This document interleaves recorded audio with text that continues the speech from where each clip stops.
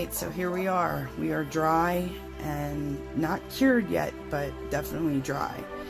And I don't know what my next step is going to be, but this just looks so much like a dragon to me. So what I did is I took some photo paper, some scrap photo paper that I had, and I cut it out, made it into the shape of the, what would you call that, the retina, the pupil, and just maybe some Liquitex pouring medium, some Elmer's glue all, anything really with a binder. You can secure it and make it look like it was meant to be there in the first place.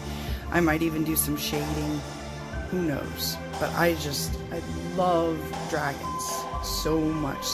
They're so inspiring to me. So when this happened, I was jumping up and down. But so I hope you're enjoying my videos. For those of you who haven't already, I hope you'll consider subscribing. And if you hit the bell, you'll be alerted anytime I upload a video. And other than that, it's a wrap. So I will see you next video. Thanks for watching. Bye.